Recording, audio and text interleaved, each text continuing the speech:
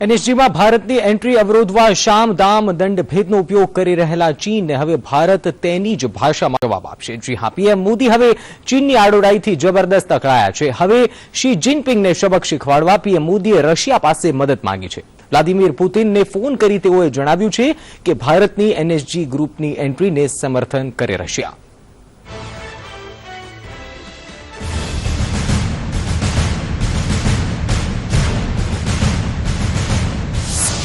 એનએસજીમાં ભારતની એન્ટ્રીને સતત અવરોધી રહ્યું છે ચીન। ચીનની આડોડાઈથી અકળાયા પીએમ મોદી। હવે ચીનને તેની જ ભાષામાં જવાબ આપશે પીએમ મોદી।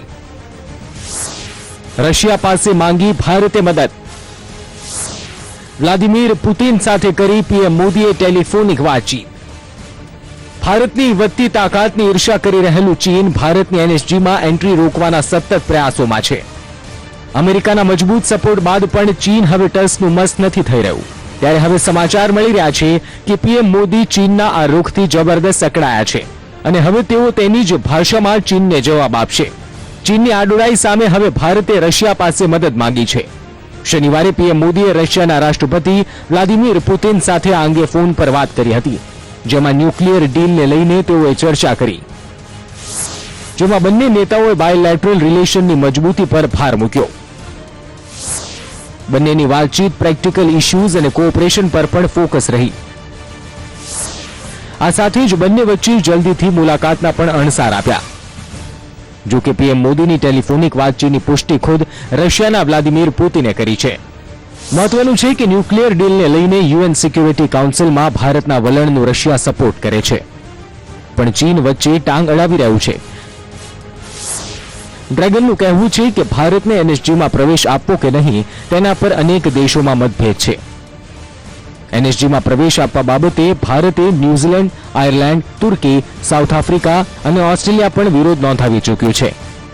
રશિયા પાસે મદદ પહેલા પીએમ મોદીએ ખુદ 24 જૂને સાઉલમાં મળનારી એનએસજી મીટિંગમાં ચીનના વડા શી જિનપિંગ સાથે જાતે વાત કરશે।